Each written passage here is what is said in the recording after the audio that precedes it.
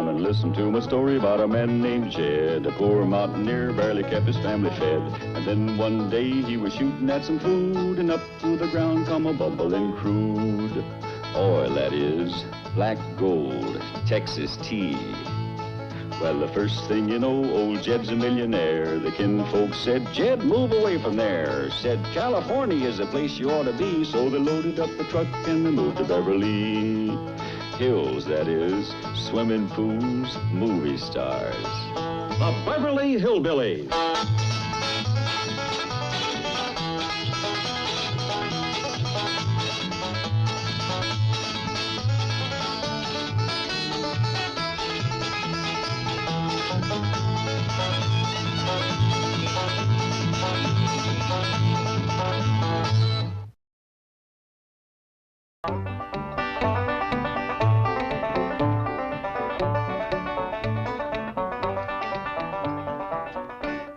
Say, you seen anything of Duke? He went out front with Ellie to fetch the mail. I sure wish they'd hurry. I'm expecting a letter from my sweetie in Hooterville. Sam Drucker? You guessed it, Jed. That's my fella. Oh, you keep him in the sewer jar, do you? That's where he belongs, the sweet old rascal. Here's you and Sam are kind of serious. I guess you think it's kind of silly for someone so old. Not at all. Of course, I ain't no chicken myself. Granny? Granny, you got a letter from Hooterville. Let me have it. Oh, it's coming with the rest of the mail by Pony Express. Pony Express. Come on, Red Ryder.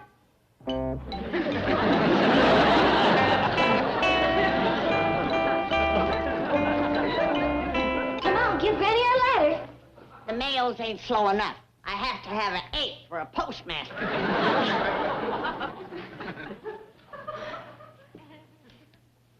This ain't from Sam. Take a whiff. Smells mighty good, Granny. Not as good as Sam's letters. Oh, this is for Jethro from Billy Joe Bradley. Give me my letter.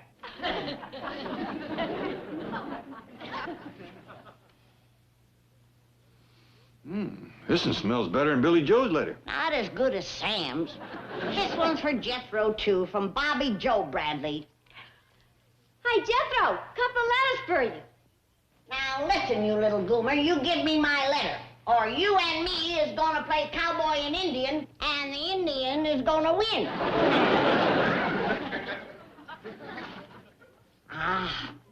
This is from Sam, that romantic devil. It smells better than them other two. I'm pretty near scared to sniff it. May be wrong, Granny, but that smells like spare rib.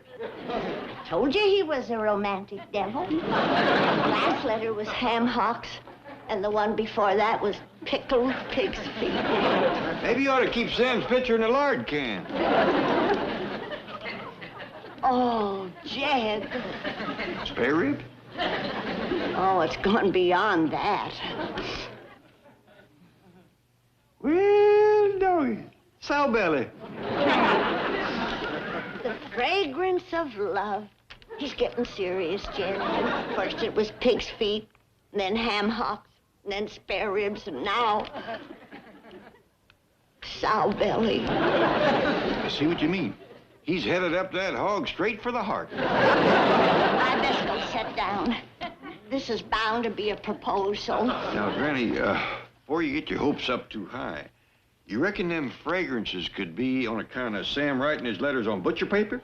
Oh, no, Jed. This ain't no accident. That rascal knows what he's doing. He has done stirred up the fires that I thought was banked for good. Jethro, I'd like to be alone while I read my love letter. You think you've got a love letter? Get a whiff of these. That's kid stuff. That's what it is. Both of them beautiful Bradley girls has promised to marry me. Both of them? Yeah, they know us big Hollywood producers has always got lots of wives. Not at the same time, booby. Well, then they'll just have to take turns. I'll marry Billy Joe one day and Bobby Joe the next. Jethro marries like he eats. Can't wait for the second helping. Sit down, Jed, and I'll read you my letter. Ain't it kind of personal? Oh, you might find it a mite racy, but you're a grown man. True. If it commences to give you high blood, just raise your hand and you can leave the room. That's fair warning. Dear Granny, I hope you will come to Hooterville for Christmas, all of you. Do you hear that, Jed? He wants all of me. Takes a bit right in his teeth, don't he? Yesterday I saved my sausage, skinned my chitlins, and hung my ham. I hope you like them, sugar. Bold rascal. Called you sugar, did he? Read it for yourself. I think that goes with the next line. I hope you like them sugar cured. Read your own mail. Yeah, I'm just trying to help. Your fire's been banked so long he's done gone out. Yeah, now. All right, you just make arrangements to get us to Hooterville, and I'll take it from there. Fair enough. I'll go talk to Mr. Drysdale. He's alone now, Sam. Lay it on the line, you saucy scalawag. Granny, are we going to Hooterville for Christmas?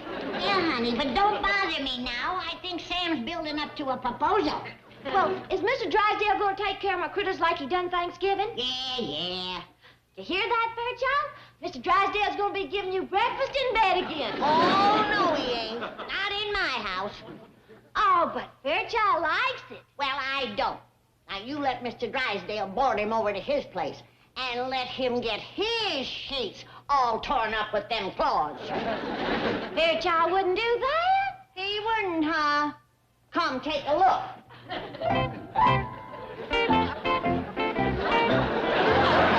what he done to my very best. He's eaten my letter. Come back here. Spit it out, you hairy varmint. I reckon he liked it because it smelled of snowbelly. Never mind that. Go get it back. What's all the yelling about? Ellie's bear read my letter before I had time to read it. Now I don't know whether Sam proposed to me or not. Jed, go ram your hand down his throat and fetch it out of his stomach for me. I believe I'll pass on that. You can do it. You got long arms. Yeah, I want to keep him that way. Maybe Ellie can get him to cough it up. Well, if she don't, we're having brisket of bear for supper tonight.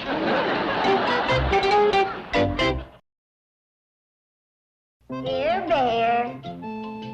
Here, Fairchild. Come on to Granny. She's got a surprise for you. Come on, Bear. Come to Granny. Come on, Bear. Here, Fairchild. Come on.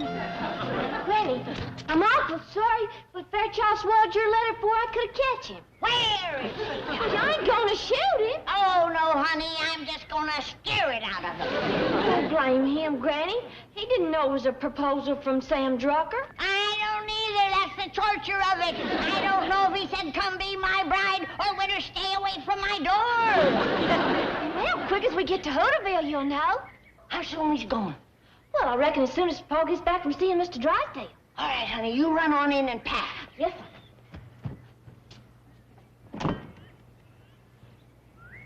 Come on, little bear.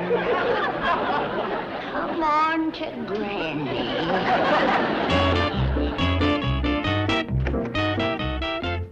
Well, good morning, Chief. Miss Hathaway, are you responsible for the employees of this bank referring to me as Ebenezer Scrooge? No, why do you ask? When I came through the lobby just now, they all chanted in unison, "Here come the Scrooge! Here come the Scrooge!" Now, Chief, in all fairness to the employees, you do not display much holiday spirit. What do they want from me? I gave them half a day off on Christmas. I let them celebrate with their families. Your employees can't afford families. They're lucky they're not spending Christmas in jail. Jail? Yes, look what I just took out of my suggestion box. Shocking, vicious, sadistic. I should turn them over to the vice squad. And those are just from the women. If you would only display a little generosity, a Christmas bonus, a few gifts. I refuse to commercialize Christmas just to kowtow to my pampered employees. You're all heart. Right, Dale? Can I bother you a minute? Oh, come in, come in. Howdy, Miss Jane. Clampett? Hey, that's quite a blaze you got going there. Oh, yes, well, you see, every Christmas I burn all the widows' mortgages. What does it feel like working for a man like Mr. Drysdale? Well, I'll tell you. She just told me, she said, Chief, you're all heart. What's that? Mr. Drysdale's employees, they're staging a demonstration. Go put it down. I mean, go talk to them. Me? Sounds to me like it's you they want, Mr. Drysdale. Oh, you're right. They love me. I'm a father image to them. Coming. I'm coming, children.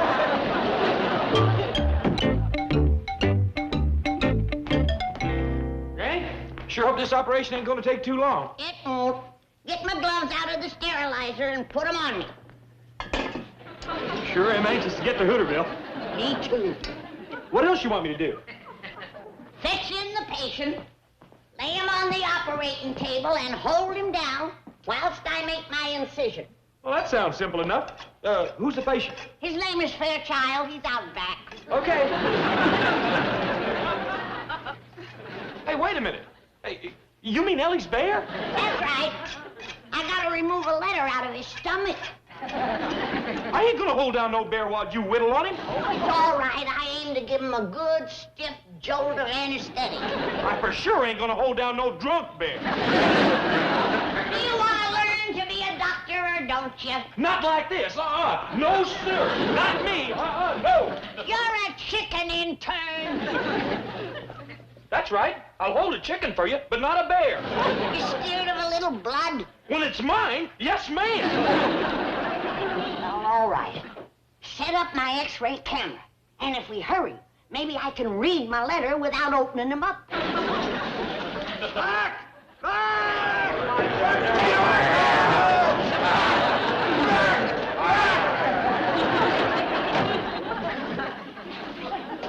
Did you break up the employee demonstration? Demonstration? It was out-and-out mutiny. They demanded the full day off Christmas. Oh, I can't control them with these anymore. Get me a couple of police dogs and some tear gas. Mr. Clampett is in your office. Oh, that's right. And here, while you were flogging the mutineers, they sent up this beautiful gift. There you see.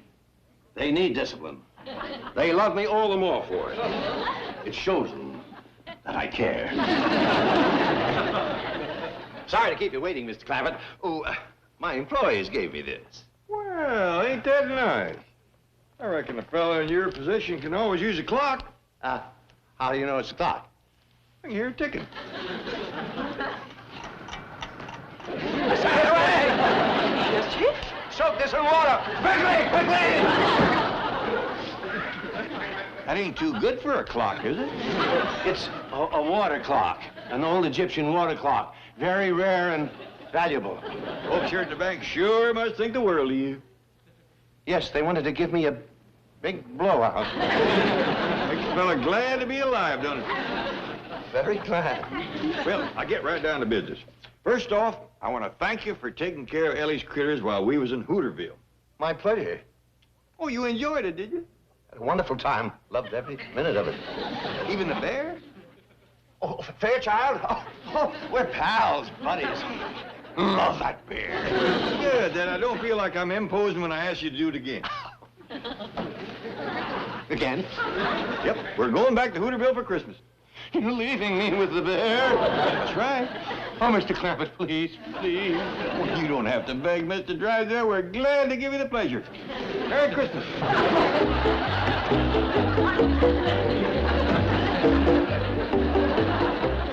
Mr. Drysdale, them employees of yours sure love you. They just sent you up another clock. Thinking a way to beat the band.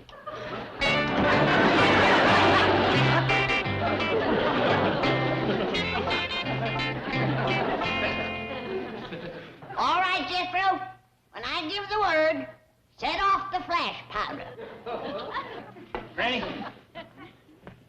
this ain't no X-ray camera. Do you think you know more about it than the drummer that sold it to me? I know this camera can't take no picture of the inside of that bear. It's pitch black in there. That's what you gotta light up. And how do we do that, Mr. Sixth grade graduate? Simple. We mix a little of this here flash powder with honey and have the bear to swallow it. Well, how do we set it off? That's simple, too.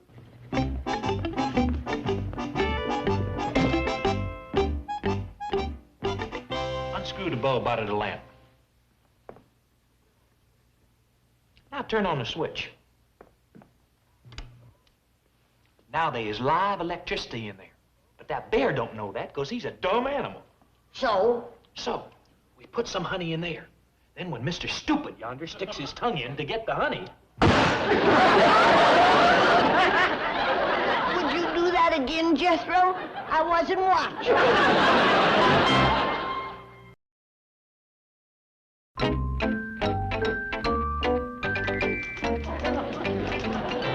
Howdy, Miss Jane. Jethro! What happened? You weren't set upon by angry bank employees, were you? No, ma'am. But these is powder burns from the explosion. Were you there when the clock went off? No, ma'am, but I was there when the flash powder went off. Flash powder? Yes, ma'am. I was holding it in my hand when I stuck my tongue in the light socket. You know, Jethro, I'm not going to ask you any more questions. I'd appreciate that. Sit down. Take off your hat. I'd rather leave it on until my hair grows back. I promise. Now, well, what can I do for you? I'd like to borrow your fancy red convertible to drive to Hooterville. You see, the Bradley girls think I'm a big Hollywood producer. Oh, they are attractive girls, aren't they? They sure are. I'm gonna marry them. Both of them? Yes, ma'am. I proposed to them. They both said yes. Jethro, it's against the law to marry two girls. They don't know that. They're just dumb old country gals.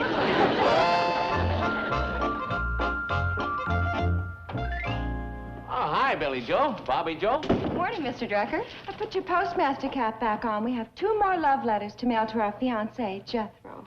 And these are going to need stamps made of asbestos. Yes, we're telling him our plans for the honeymoon. Oh, you girls hadn't ought to fool that boy. Fool him? He told us he was a big Hollywood producer. He promised to make us stars. And proposed to both of us. And we both accepted. So, let's just see how he gets out of this mess. Well, I just hope you don't scare the whole Clampett family out of coming to Hooterville for Christmas. Oh, I wouldn't worry about that. Granny wouldn't miss seeing her sweetie. Oh. We know you've been writing to her. Well, nothing like this, not love letters, just newsy stuff. Fact is, I wrote them on butcher paper. Christopher Marlowe wrote some of his most passionate poetry on butcher paper. Come live with me and be my love. Oh, I bet Sam topped that. Come live with me in Hooterville, and we will all... Oh, now, doggone it, you girls, cut that out. Granny ain't got a serious thought in her head about me. He proposed. He didn't propose. He proposed. He didn't propose. He proposed. He didn't. Granny, I just talked to Mr. Drysdale. We's all set to go to Hooterville. Wait a minute, Jed. He proposed it. He didn't propose. What do you know? I take it you didn't get Sam's letter back. It's driving me crazy, Jed. I don't know whether he asked me to get married or to go fishing. Well, why don't you play it safe? Take a wedding dress and a bait bucket. It ain't fun. The suspense is just killing me. Well, why don't you do a little fishing on the telephone? What you mean? Call up Sam, hint around. Maybe you can find out what he wrote. Oh, that's a good idea. Now, look, girls, I don't have any more time for nonsense. Here, help yourself to stamps. Postmark those and put them in the out-of-town box. I'll get it. Drucker Store. Really? Just a minute. Oh, Sam, it's for you. It's Granny from Beverly Hills. Oh, well, we're going to have to start writing our love letters on butcher paper. Hello? Who was that flibberty-gibbety? Oh, Sam, it's for you. Oh, that was Bobby Joe Bradley. Did you get my letter? I sure did, Sam. That was a dandy letter. Do you remember what you wrote? No. Do you remember the question you asked me? Yeah? He popped the question. Well, Sam, it was sure sweet reading it, but it would be even sweeter if I was hearing it from your own lips. You mean right now? Well, here it is. Will you come to Hooterville for Christmas, all of you? That was your question? That was one of them, yeah.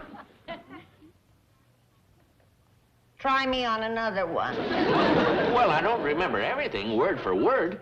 Where is the letter? You wouldn't believe me if I told you. Let me ask you a question, Sam. I'm wondering what to pack.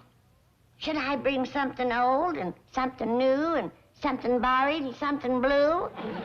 Oh, for the wedding. Yeah.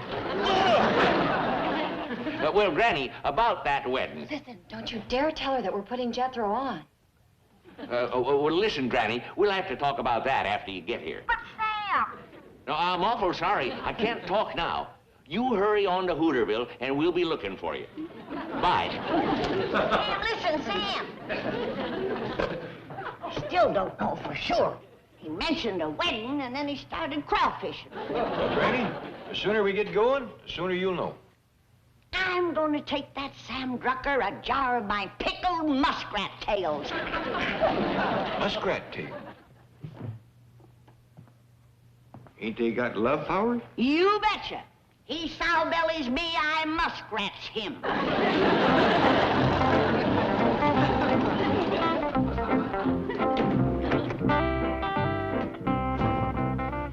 Glad you're back, boy. We's ready to start for Hooterville. Not me. I ain't going.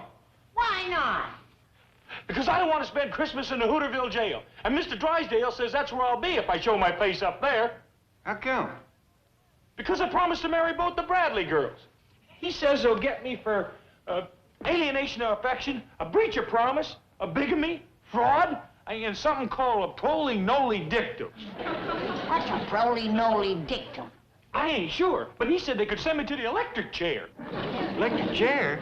Yes, sir. And once you stuck your tongue in a light socket, you don't want no part of that rascal. I think he was just green. Leave him here, Jed. I just can't wait no longer. Well, how are we going to get there if Jethro don't drive us?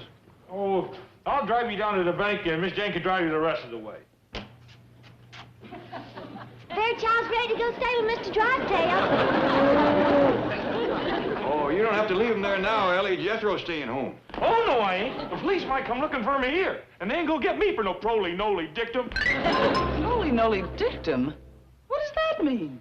Nothing. I made it up. Scare the daylights out of Jethro.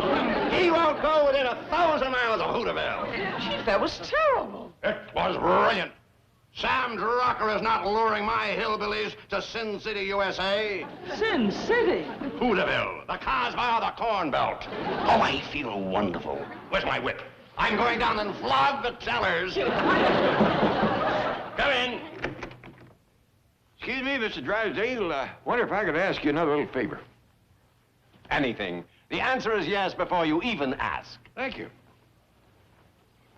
Miss Jane, would you mind driving us to Hooterville? I'd love to. Wait a minute. What about Jethro? I'm staying with you, Mr. Drysdale. I might need a lawyer. Here's your friend, Mr. Drysdale. He's just a honing and a pining to spend Christmas with you. Why, Mr. Drysdale, here's a present for you. Oh, thank you, Granny. Oh, it ain't for me. The tellers downstairs asked me to give it to you. They sure love that man. Well, let's go. Merry Christmas. Merry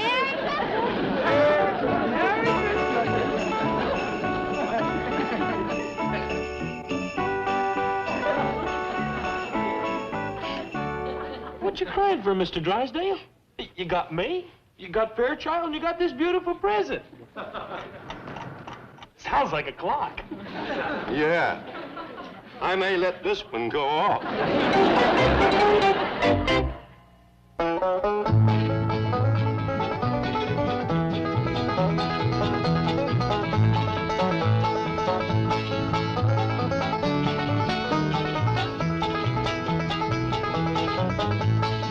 Now it's time to say goodbye to Jed and all his kin. They would like to thank you folks for kindly dropping in. You're all invited back next week to this locality to have a heaping helping of their hospitality. Hillbilly, that is. Set a spell. Take your shoes off.